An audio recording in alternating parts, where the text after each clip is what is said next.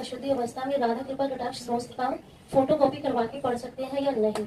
उसे याद हो गया हो तो आप चिंतन ऐसे कर सकते हैं, वगैरह ग्रंथ लेकर पढ़ना निषेध है।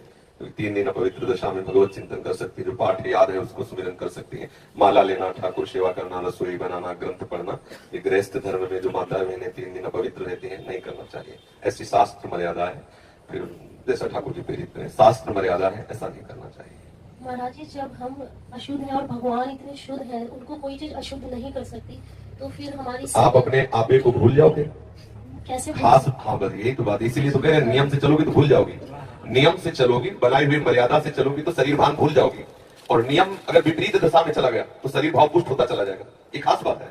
आप एक पत्नी व्रत ले, आप उस धर्म से चले तो आपको वैराग्य हो जाएगा, आपकी वासना नष्ट हो जाएगी।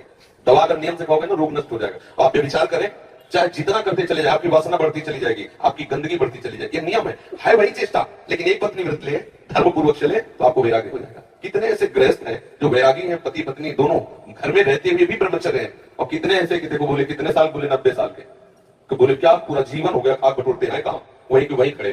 सब सुलझने की बात है।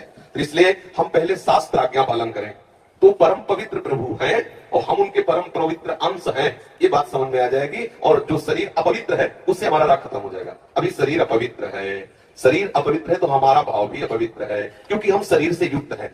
आप कभी ये मानती हो कि मेरा शरीर अपवित्र हुआ? मैं नहीं। उस समय यही रहता है कि मैं अपवित्र हूं, रहता है ना। मैं जैसे हम शौचालय से निकले तो हम ये नहीं मानेंगे कि मैं आत्मस्वरूप हूं, मेरा शरीर अपवित्र है लेकिन मैं पवित्र हूं। अगर शरीर का स्मरण आ रहा है तो अभी आप शरीर भाव में हैं।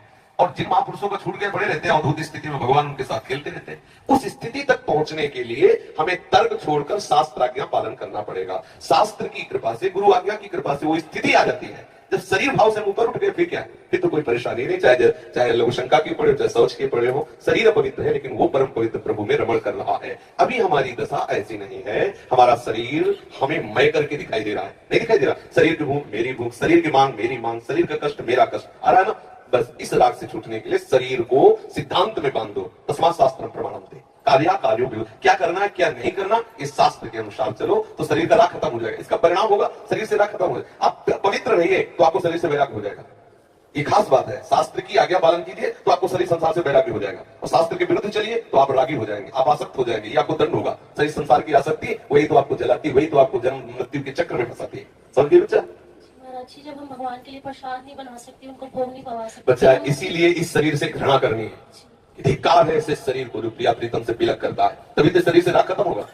ये अपवित्र शरीर जो हमें प्रभु की सेवा से छुटवा दे, ऐसे शरीर से क्या राग करना। धीरे धीरे शरीर के प्रति हे भाव हो जाए। जन्म मृत्यु जरा व्याधि दुख दोष अनुदर्शनम, भगवान ने गीता जी में कहा, शरीर के प्रति हे भाव होने लगता है। क्या बलमूत्र का भांड है, छोड़ो इससे राग। धीरे धीरे धीरे अपने स्वरूप में स्थित हो जाए। अभी इतना ममत्व है शरीर में, कोई ऐसे छूले तो एकदम ऐसा नहीं होता। तुमने हमें कितना अपना मय पर है। अगर हम ठीक सिद्धांत से चलेंगे तो हम बहुत जल्दी लाभ प्राप्त कर लेंगे। जहां हमारी स्थिति है हम बात उसी स्थिति की करें तो हम बहुत जल्दी आगे बढ़ जाए। होता क्या, हम लोग बात करते हैं छत की, अभी बिल्कुल 100 हाथ गड्ढे में खड़े हैं। बात ये है, शरीर से हमारा संबंध बहुत घनिष्ठ हो चुका है। इतना हो चुका है कि शरीर से हम संबंध किए, ये शब्द भी गलत है। मैं ही शरीर हूं, ऐसा है। आप देख लो, कभी दर्पण में तिलक लगाते समय सोचा कि शरीर के मस्तक पर तिलक रचना कर रहे हैं? नहीं। मेरा तिलक कैसा है, यही तो आएगा ना। मेरा रूप कैसा है, मैं ठीक लग रही हूं, लग रहा हूं, ऐसी बातें आएंगी नहीं आएगी। तो इसका मतलब शरीर राग है। शरीर राग हटाने के लिए शास्त्रीय सिद्धांत स्वीकार करना होगा। जिस समय माता बहनें अपवित्र होती हैं उस समय वो जो भी भोग बनाती है वो शास्त्र के अनुसार कह रहा हूं कि जो ब्रह्म हत्या देवराजेंद्र को लगी थी उसी के 4 विभाग किए गए थे। पहला विभाग स्त्री को दिया गया था और उसके साथ वरदान भी दिया गया था कि उसी अवस्था के अंतर्गत वो जब सृजन क्रिया में जाएगी तो संतानोत्पत्ति की सामर्थ्य उसको प्राप्त हो जाएगी। पृथ्वी ऊषर भूमि, जो ऊषर भूमि है ये वो ब्रह्म हत्या का एक भाग, उसको वरदान दिया गया था। चाहे जितना गड्ढा खोद दिया जाए अपने आप भर जाएगा समय पे। वृक्ष की गोंद जो निकलती है वो ब्रह्म हत्या, और उसको वरदान दिया काटने पर भी पुनः आप हरे भरे हो जाओगे, मतलब समय आने पर आप वृक्ष रूप धारण करो। और जल में ठेन बुदबुदा काई, ये ब्रह्म हत्या के 4 भाग के। और जल को आशीर्वाद दिया गया कि कभी भी कहीं भी पवित्रता होगी तो आप उसमें सम्मिलित होगे। जल छिड़को, आचमन करो, जल के द्वारा पवित्रता। ऐसा 4 वरदान भी उनको अलग अलग दिए गए और उनके लिए विधान भी किया गया है। देवराज इंद्र को जब ब्रह्म हत्या लगी थी तो शास्त्र में मर्यादा चली आ रही है। अगर इसका हम पालन करेंगे तो शरीर से वैराग्य हो जाए। जैसे अब जो बच्चे वैराग्य ले लिए हैं, भले वो स्त्री शरीर में है, और उनके लिए नियम खत्म हो गया कि वो 3 दिन अपवित्र रहेंगे तो छुएंगे नहीं। क्योंकि अब खत्म संसार के भोग राग, संसार का क्रम खत्म। अब वो वैरागी, अब वो आठों पैर प्रभु की सेवा में लगे हैं। पर अपने गृहस्थ धर्म से है, शरीर सुख की कामना से है, शरीर का हम प्रयोग कर रहे हैं अपने इंद्रिय सुख के लिए, तो आप पवित्रता धारण करो, जिससे तुम्हारा ये राग नष्ट हो जाएगा। समझ रहे ना?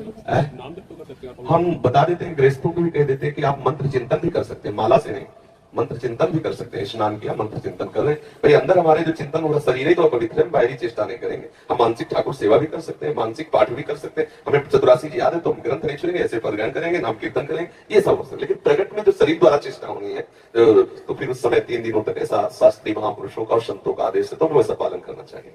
अवस्था में शरणागति मंत्र ले सकते हैं, नहीं ले सकते? हाँ, शरणागत मंत्र के लिए वैसे हमने बताया है कि शौचालय में और बाथरूम में हम मंत्र न जपे, पवित्र होकर के आचमन आदि करके फिर मंत्र जप करें। और जैसे हम अपवित्र दशा में जैसे ट्रेन आदि में यात्रा करते हैं, सोच गए उन्हीं कपड़ों से, उन्हीं बात, फिर नाम जप करें, मंत्र जप न करें। मंत्र में थोड़ी पवित्रता की आवश्यकता है, नाम जप करें। जब हम पवित्र होता है मंत्र जप करें। और अगर आप पवित्र हैं तो हर समय फिर जप सकते हैं, केवल शौचालय और लक्षण का छोड़कर। दिनचर्या में भी जैसे रसोई पकाते हुए घर के काम, बिल्कुल बिल्कुल मंत्र जप सकते हैं। मानसिक हाँ चलते फिरते बिल्कुल बिल्कुल कर सकते हैं, बिल्कुल कर सकते हैं, उत्तम बात है।